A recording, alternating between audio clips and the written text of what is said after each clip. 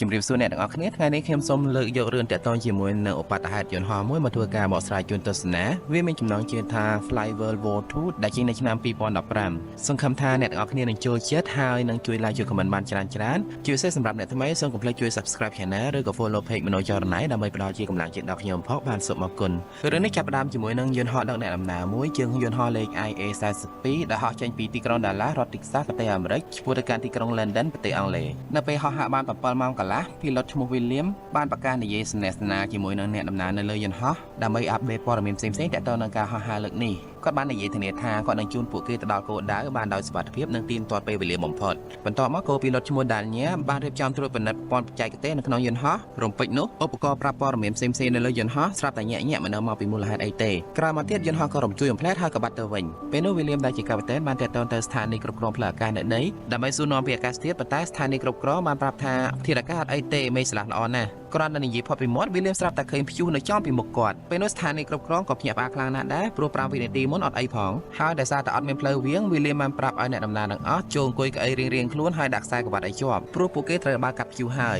ជាទូទៅនៅពេលដែលយន្តហោះជួបព្យុះម្ដងគឺអាលាក់ជាងជាអាទេសគោទៀតប៉ុន្តែខុសគ្នាត្រង់ថាជាអាទេសគោអត់ភ័យទេណាតែសម្រាប់យន្តហោះវិញគឺមួយបួងសួងអស់ហើយសូម្បីតែអូទេដែលជាយន្តហោះស្ទើរតែរាល់ថ្ងៃក៏ភ័យដែរនៅពេលនោះpilotទាំងពីរបានបញ្ជាយន្តហោះបុកចំកណ្ដាលព្យុះតែម្ដងព្រោះអត់មានផ្លូវគេចទេហើយយើងសង្កេតឃើញថាយន្តហោះដូចជាឆ្លងកាត់ portal អីម្យ៉ាងបន្ទាប់មកនៅពេលដែលពួកគេឆ្លងកាត់ព្យុះហើយយន្តហោះចាប់ផ្ដើមមានលំនឹងធម្មតាវិញប៉ុន្តែចម្លែកត្រង់ថាមេឃចាប់ផ្ដើមងឹតតាមត្រូវ50នាទីទៀតទើបថ្ងៃលិចតែវាមិនសំខាន់ប៉ុន្មានទេសំខាន់គឺ William ត្រូវប្រកាសប្រាប់អ្នកដំណើរសុំទោសពួកគេដែលធ្វើឲ្យពួកគេភ័យបន្តមកអ្នកដំណើរនៅក្នុងយន្តហោះក៏ចាប់អារម្មណ៍ថាសេវាអ៊ីនធឺណិតហើយនិងសេវាទូរស័ព្ទនៅក្នុងយន្តហោះចាប់ផ្ដើមដាច់ William ហើយនិង Daniel ក៏ចាប់អារម្មណ៍ថាឧបករណ៍ប្រាប់ព័ត៌មានផ្សេងៗនៅក្នុងយន្តហោះក៏អត់ដំណើរការដែរនៅសល់តែរ៉ាដាមួយគត់ដែលនៅធ្វើការព្រោះការពីគេអាប់ក្រេតប្រព័ន្ធបញ្ជានៅក្នុងយន្តហោះលើកមុនគេអត់បានអាប់ក្រេតរ៉ាដានឹងទេពេលនោះ William បានតាក់ទងទៅស្ថានីយ៍គ្រប់គ្រងប៉ុន្តែស្ងាត់ឈឹងអត់មានចម្លើយតបទេកន្លែងទៅមើលក្រុមអ្នកដំណើរវិញអូតេដែលជាស្រីស្អាតម្នាក់ឈ្មោះ Cameron បានដើរសំណេះសំណាលជាមួយភ្ញៀវលេដើម្បីលួងចិត្តភ្ញៀវនាងបានចាប់អារម្មណ៍ថាមានភ្ញៀវពីរនាក់គឺជាបារាមទូបន្ទាប់មក Cameron បានចាប់អារម្មណ៍ជាមួយនឹងបុរសម្នាក់ដែលអង្គុយនៅជួរក្អីក្រៅគេហើយគាត់កំពុងតែកត់ត្រាស្អីម្យ៉ាងមិនដឹងទេពេលដែល Cameron សួរគាត់បានប្រាប់នាងថាគាត់ចេះតែកត់ហេតុការណ៍ផ្សេងៗដែលគាត់ជួបអញ្ចឹងទៅដើម្បីកុំឲ្យភ្លេចព្រោះអីគាត់ចាស់ណាស់ហើយបន្ទាប់មកយន្តហោះបានបន្តហោះហើរយ៉ាងរលូនអត់មានបញ្ហាអីទេប៉ុន្តែ Daniel បានចាប់អារម្មណ៍ថាពួកគេហោះហើរមកស្ទុះហើយក៏ប៉ុន្តែនៅក្នុងរ៉ាដាដោយអត់មានចាប់បានយន្តហោះណាមួយសោះបានន័យថានៅលើមេឃហ្នឹងដោយពួកគេហោះតែម្នាក់ឯងអញ្ចឹងពេលនោះ William បានឲ្យយោបល់ថាពួកគេគួរតែហោះចុះទៅទាបបន្តិចក្រែលោបានឃើញកប៉ាល់នៅលើសមុទ្រឬក៏អាចតាក់ទងទៅស្ថានីយ៍គ្រប់គ្រងបានថាហើយក៏ប្រកាសប្រាប់អ្នកដំណើរឲ្យដាក់ខ្សែក្រវ៉ាត់ដើម្បីបញ្ជាគ្រោះថ្នាក់ផ្សេងៗជាយថាហេតុបន្ទាប់មកនៅពេលដែលយន្តហោះហោះនៅកម្ពស់ទាបពួកគេបានឃើញដីគោកវាចម្លែកខ្លាំងណាស់បើតាមត្រឹមត្រូវគឺពួកគេត្រូវនៅលើសមុទ្រនៅឡើយទេពេលនោះpilotទាំងពីរបានរួមគ្នាសន្និដ្ឋានថាប្រហែលជាព្យុះបោកបោកពួកគេឲ្យហោះខុសគន្លងបន្តិចក្រោយមករ៉ាដាស្រាប់តែចាប់បានយន្តហោះមួយក្រុមហោះនៅចម្ងាយប្រហែលជា20គីឡូម៉ែត្រពីពួកគេពេលយន្តហោះហោះចុះទាបបន្តិចទៀតពួកគេចាប់ផ្ដើមមើលឃើញផ្សែងក៏ប៉ុន្តែមិនមែនផ្សែងធម្មតាទេវាគឺជាផ្សែងភ្លើងដែលឆេះដោយសារតែយន្តហោះទម្លាក់គ្រាប់បែកអ្នកដំណើរទាំងអស់នៅក្នុងយន្តហោះពេលឃើញហេតុការណ៍អញ្ចឹងមានអារម្មណ៍ថាឆ្ងល់ហើយព្រួយបារម្ភផងដែរថ្មីហ្នឹងអត់មានព័ត៌មានអីទាក់ទងនឹងប្រទេសណាវាយប្រទេសណាទេហេតុអីបានទៅជាមានការទម្លាក់គ្រាប់បែកពេញទឹកពេញដីអញ្ចឹងចំណែកអ្នកប្រវត្តិវិទូទាំងពីរនាក់ពេលឃើញយន្តហោះចម្បាំងរបស់អាឡម៉ង់ពួកគេគិតថាហេតុការណ៍ហ្នឹងហាក់បីដូចជាព្រឹត្តិការណ៍នៅក្នុងសង្គ្រាមលោកលើកទី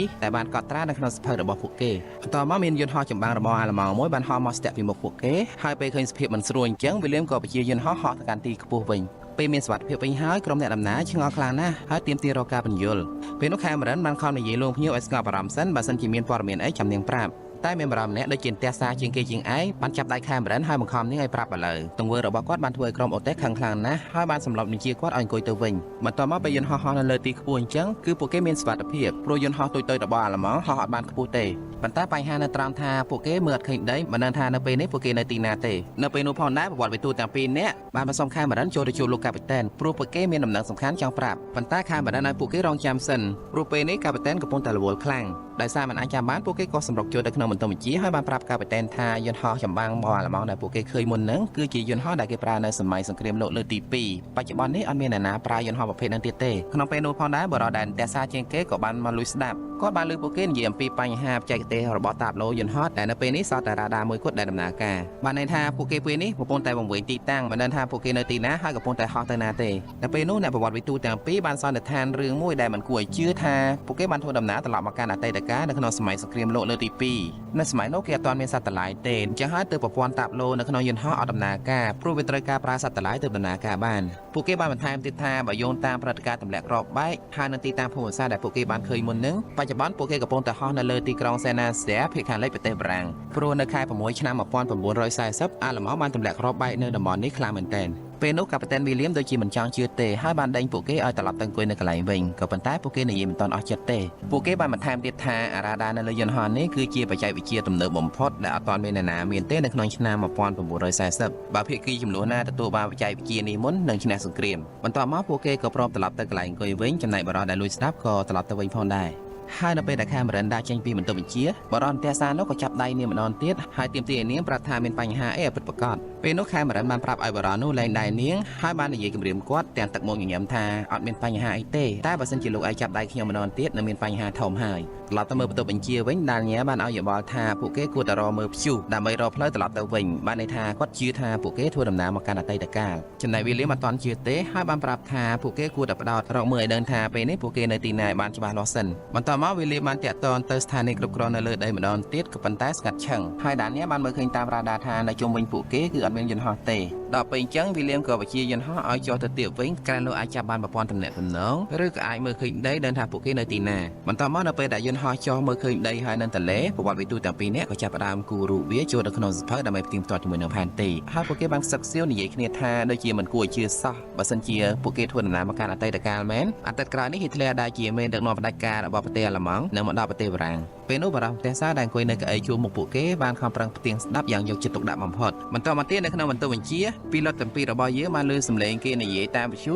ម្ដងជាភាសាបារាំងម្ដងជាភាសាអាល្លឺម៉ង់នៅពេលនោះវីលៀមក៏បញ្ញាប់តាក់ទងសុំហៅជំនួយម្ដងទៀតហើយនៅលើកនេះគាត់បានទទួលចម្លើយតបជាភាសាអង់គ្លេសមកវិញអ្នកដែលឆ្លើយតបជាមួយគាត់គឺកូនតាហ៊ានរបស់កងទ័ពអង់គ្លេសម្នាក់ឈ្មោះ Nigel Sheffield គាត់កំពុងតែធ្វើការលួចចាប់សិក្នាលវិទ្យុតាក់ទងរយៈចម្ងាយឆ្ងាយហើយនៅពេលដែលវីលៀមសួររកការបរិច្ឆេទបច្ចុប្បន្ន Nigel ក៏បានប្រាប់ថាថ្ងៃនេះគឺជាថ្ងៃ17ខែ6ឆ្នាំ1940ពេលនេះវីលៀមច្បាស់ការហើយគឺពួកគេពិតជាឆ្លងពេលវេលាមកកាន់អតីតកាលពិតមែនរហូតមកដល់ពេលនេះប្រវត្តិវិទូទាំងពីរបានរកឃើញថាពួកគេនៅទីណាពិតប្រាកដហើយក៏បានយកដំណឹងនេះទៅប្រាប់លោកកាប៉ាតេនហើយគ្រាន់តែពួកគេងើបចេញពីកៅអីភ្លាមបរិយាសាបានលួចយកឯកសាររបស់ពួកគេមកសិក្សាយ៉ាងយកចិត្តទុកដាក់ត្រឡប់ទៅមើលកាប៉ាតេនវីលៀមវិញគាត់នៅតែបន្តចរចាជាមួយនឹង Nigel ព្រោះ Nigel ជឿថាពួកគេជាយន្តហោះឆ្លងមកអតីតកាលទេគាត់បានប្រាប់ Nigel ថាឧបករណ៍តែមួយគត់ដែលនៅដំណើរការនៅក្នុងយន្តហោះនេះគឺរ៉ាដាពេលឮអញ្ចឹង Nigel ភ្ញាក់ផ្អើលណាស់ព្រោះគាត់ធ្លាប់លើពីវាដែរប៉ុន្តែមកទល់ពេលនេះមិនទាន់មានប្រទេសណាផលិតវាបាននៅឡើយទេក្នុងពេលនោះដែរប្រវត្តិវិទូទាំងពីរនាក់ក៏បានចូលមកដល់ពេលនោះពួកគេបានប្រាប់ Nigel តាមវិទ្យុថាពួកគេទើបបានហោះកាត់តំបន់សេណាសៀនៅខាងលិចប្រទេសបារាំងដែលត្រូវបានអាល្លឺម៉ង់ទម្លាក់គ្រាប់បែកហើយដើម្បី Nigel ជឿថាពួកគេធ្វើដំណើរឆ្លងពេលវេលាពីអនាគតកាលមកប្រវត្តិវិទូរបស់យើងបានប្រាប់ការសម្ងាត់ទាក់ទងនឹងកម្លាំងទ័ពរបស់អាល្លឺម៉ង់នៅកំឡុងពេលនោះហើយក៏បានដឹងថានៅថ្ងៃទី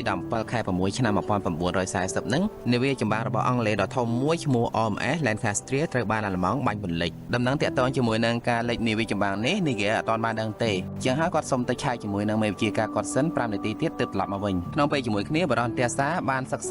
ដឹងរឿងរ៉ាវច្បាស់គួរសមក៏ងើបពីកៅអីការប្រាប់អ្នកដំណើរទាំងអស់គ្នាថាយន្តហោះនេះបានធ្វើដំណើរឆ្លងពេលវេលាទៅអតីតកាលហើយពេលលឺអញ្ចឹងអ្នកដំណើរផ្សេងទៀតក៏នាំគ្នាសើចចំអោឲ្យគាត់ហើយគិតថាគាត់ផឹកជ្រុលប៉ុន្តែនៅពេលដែលគាត់ឲ្យអ្នកដែលមិនជឿជីកសួរខេមរិនទៅទើបគេដឹងថាអ្វីដែលគាត់និយាយនឹងអាចជាការពិតគាត់បាននិយាយបន្តទៀតថាពេលនេះពួកគេកំពុងតែនៅក្នុងសម័យសង្គ្រាមលោកលើកទី2ហើយដោយសារតែយន្តហោះរបស់ពួកគេមិនមែនជាយន្តហោះចម្បាំងដូច្នេះពួកគេមិនអាចរស់នៅក្នុងសម័យនេះបានទេច្បាស់ជាត្រូវស្លាប់តៃហោងទាំងអស់គ្នាប៉ុន្តែមុននឹងស្លាប់គាត់មានគំនិតល្អមួយដែលធ្វើឲ្យមនុស្សទាំងអស់នៅក្នុងយន្តហោះនេះខ្លាចទៅជាវីរបុរសគឺគាត់ចង់បបួលពួកគេឲ្យជាយន្តហោះទៅធ្វើឃាតអ៊ីតាលីតែម្ដងព្រោះតាមរយៈសភៅប្រវត្តិសាស្ត្រពួកគេអាចដឹងថាអ៊ីតាលីនៅកន្លែងណានៅពេលណានៅពេលនោះអ្នកបម្រើនៅលើយន្តហោះម្នាក់បានព្យាយាមជួបគាត់ដើម្បីកុំឲ្យគាត់និយាយប្រទេសផ្ដាស់ទៀតប៉ុន្តែនៅពេលនោះក៏មានអ្នកបម្រើផ្សេងទៀតជួយការពារគាត់ដែរហើយដើម្បីគ្រប់គ្រងស្ថានភាពនៅពេលនោះទាហាន2នាក់ដែលបានធ្វើដំណើរនៅលើយន្តហោះនោះដែរក៏ចេញមកខាត់តែបរិយាសានៅតែមិនស្ដាប់ហើយក៏កើតទៅជាចំនួនវាយដំគ្នាបន្ទាប់ពីបានបង្ក្រាបបរិយាសាហើយទាហានម្នាក់បាននិយាយថាការប៉ុនប៉ងចង់ធ្វើឃាតអ៊ីតាលីដើម្បីកែប្រែប្រវត្តិសាស្ត្រមិនប្រកាសថាជារឿងល្អទេ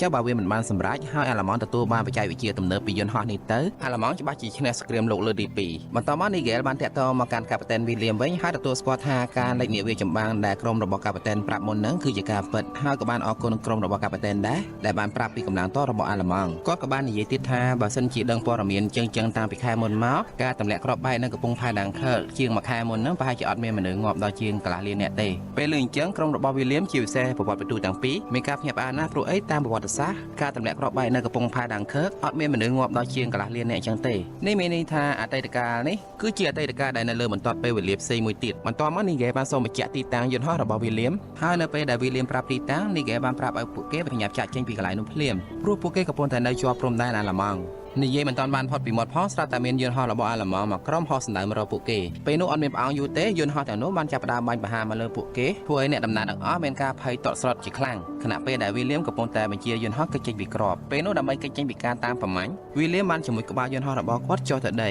ីហើយនៅពេលដែលវាជិតដល់ដីគាត់ក៏ទាញវាងើបឡើងមកវិញចំណែកយន្តហោះរបស់ពួកអាឡម៉ង់ដែលតាមពីក្រោយគាត់មានយន្តហោះខ្លះទាញងើបឡើងអត់ទាន់ក៏បុកដីផ្ទុះឆេះបន្តមកមានយន្តហោះរបស់អាឡម៉ង់មួយគ្រឿងបានបាញ់ធ្លុំបន្ទប់បញ្ជាផ្លាតក្របមកត្រូវដានញ៉ែលឲ្យត្រូវរបួសហូរឈាមយ៉ាងខ្លាំងបន្ទាប់ពីយន្តហោះបានខ្ពស់បន្តិចមានសុវត្ថិភាពវិញហើយកាមេរ៉ានហើយនៅអូទះម្នាក់ទៀតបានយកសម្ភារៈពេទ្យមកពិនិត្យព្យាបាលឲ្យដានញ៉ែលសំណាងហើយដែលរបួសនោះមិនប៉ះចំចំណុចសំខាន់អត់មានគ្រោះថ្នាក់ដល់ជីវិតប៉ុន្តែបញ្ហាមិនទាន់អស់ទេព្រោះពេលនេះយន្តហោះនៅសល់សាងប្រហែលជា90នាទីទៀតទេពួកគេត្រូវការរកកន្លែងសុវត្ថិភាពចោះចតជាបន្ទាន់កន្លែងទៅមើលដានញ៉ែលវិញពេលនេះគាត់បានត្រៀមការប្រាប់មេរបស់គាត់ថាគាត់បានទំនាក់ទំនងជាមួយនឹងវីលៀមហើយប៉ុន្តែមេរបស់គាត់ខ្លាចអាឡម៉ង់យករ៉ាដាបានដូច្នេះចង់ឬមិនចង់គាត់ត្រូវបាញ់កំទេចយន្តហោះរបស់វីលៀមចោលដើម្បីកុំឲ្យសត្រូវយករ៉ាដាបានកន្លែងទៅមើលវីលៀមវិញគាត់បានបន្ថយទម្លាក់យន្តហោះគាត់ឲ្យចុះទីបន្តិចវិញដើម្បីអាចតាក់ទងជាមួយនឹងនីហ្គេបានហើយនៅពេលដែលអាចតាក់ទងគ្នាបានវិញហើយពួកគេសុទ្ធតែសប្បាយចិត្តខ្លាំងណាស់ប៉ុន្តែនៅពេលដែលពួកគេនិយាយគ្នាមិនទាន់បានប្រមាណផងយន្តហោះរបស់កងទ័ពអាឡម៉ង់ក៏តាមទាន់ពួកគេម្ដងទៀតហើយលើកនេះសាហាវជាងលើកមុនព្រោះទ័ពអាឡម៉ង់ប្រើសិទ្ធិតែមីស៊ីលពេលនោះមីស៊ីលបាញ់មិនត្រូវទេក៏ប៉ុន្តែកម្លាំងផ្ទុះរបស់វាបានធ្វើឲ្យបែកកញ្ចក់បង្អួចយន្តហោះឲ្យជាច្រើនពេលនោះផងដែរនៅក្នុងរ៉ាដាពួកគេបានឃើញយន្តហោះរបស់អាឡម៉ង់ហោះសម្ដៅមករកពួកគេទាំងមុខទាំងក្រោយដោយសារតែវីលៀមជាពីលុតជើងចាស់គាត់ក៏ងើបយន្តហោះឲ្យខ្ពស់បន្តិចធ្វើឲ្យយន្តហោះនៅខាងមុខហោះចូលពីក្រោមគាត់បុកជាមួយនឹងយន្តហោះខាងក្រោយផ្ទុះឆេះទាំងពីរតែម្ដងបន្ទាប់មកប្រវត្តិទូម្នាក់បានឲ្យយោបល់វីលៀមថាពួកគេគួរតែបកគោរ៉ាដាហ្នឹងទៅឲ្យកងទ័ពអង់គ្លេសតែម្ដងទៅដើម្បីទី1ឲ្យជួយមើលផ្លូវពួកគេនិងរកកន្លែងឲ្យពួកគេចោះចតទី2គឺជួយតសម្ព័ន្ធមិត្តឲ្យឈ្នះសង្គ្រាមដើម្បីឲ្យវាត្រូវតាមប្រវត្តិសាស្ត្រវិញបន្ទាប់ពីសម្រេចគ្នាអញ្ចឹងហើយវីលៀមក៏ចាប់ផ្ដើមតាក់ទងទៅនីហ្គេដើម្បីប្រាប់ពីរឿងហ្នឹងក៏ប៉ុន្តែពេលនោះស្រាប់តែមានមីស៊ីលមកគ្រាប់បាញ់ពីដីសម្ដៅមករកយន្តហោះរបស់ពួកគេបណ្ដាឲ្យយន្តហោះអាលុតម៉ាស៊ីនអមយីហៀងហើយសំយ៉ងចុះទៅក្រោម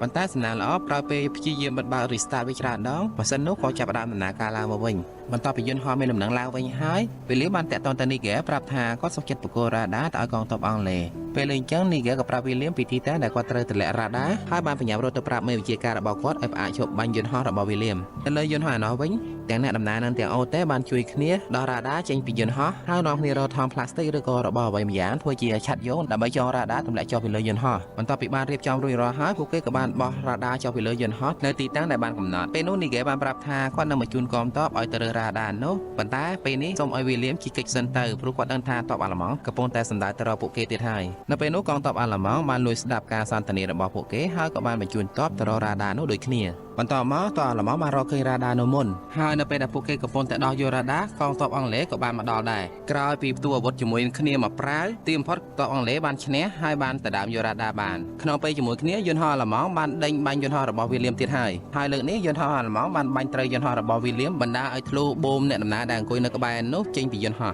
ហើយការធ្លុះនោះផងដែរក៏បានធ្វើឲ្យវីលៀមពិបាកក្នុងការបញ្ជាយន្តហោះគេចចេញពីក្របខ្លាំងណាស់សំណាងល្អនៅពេលនោះកងទ័ពអាកាសរបស់អង់គ្លេសបានចេញមកជួយបាញ់ការពារពួកគេទាន់បន្ទាប់ពីកិច្ចផុតពីការតាមបាញ់របស់ពួកអាឡម៉ង់នីហ្គេដែលទទួលបានរ៉ាដាហើយបានរកមើលទីតាំងដែលមានសុវត្ថិភាពឲ្យពួកគេចោះចតជាបន្ទាន់ប៉ុន្តែភ្លាមៗនោះនៅក្នុងរ៉ាដានីហ្គេបានឃើញមានអីម្យ៉ាងទេបានផុសនៅចំពីមុខយន្តហោះរបស់វីលៀមចំណែកវីលៀមវិញបានឃើញអាស្អីម្យ៉ាងនោះគឺជាព្យុះដែលនាំពួកគេមកកាន់ទីនេះពេលនោះវីលៀមបានអរគុណនីហ្គេដែលបានខិតខំជួយគាត់ក្នុងពេលកន្លងមកបន្តមកក៏បញ្ជាយន្តហោះហោះចូលទៅក្នុងកណ្ដាលព្យុះបន្ទាប់ពីបានចេញពីព្យុះវិញស្ថានីយ៍គ្រប់គ្រងផ្លូវអាកាសក៏បានតាក់ទងមកកាន់ពួកគេបានដូចធម្មតាប៉ុន្តែគ្មានពេលអធិប្បាយយូរទេគឺពួកគេត្រូវបញ្ញាឃ្លាយរ៉ាន់វេដើម្បីឲ្យយន្តហោះរបស់វីលៀមចុះចតជាបន្ទាន់ហើយគ្រាន់តែយន្តហោះចុះដកដីភ្លាមម្នាក់ដែលនៅក្នុងយន្តហោះមានអារម្មណ៍ថាសប្បាយចិត្តខ្លាំងណាស់ដោយបានកើតម្ដងទៀតអញ្ចឹងបន្ទាប់មកក្រោយពេលអ្នកដំណើរចាក់ចេញពីយន្តហោះអស់នៅសល់តែលោកអ៊ំដែលចាស់ជាងគេម្នាក់គត់ដែលនៅក្រោយគេគាត់បានប្រាប់វីលៀមថាគាត់សូមប្រហើការងាររបស់គាត់បន្តិចសិនពេលនោះវីលៀមឃើញអ្វីដែលលោកអ៊ំនោះគាត់ត្រា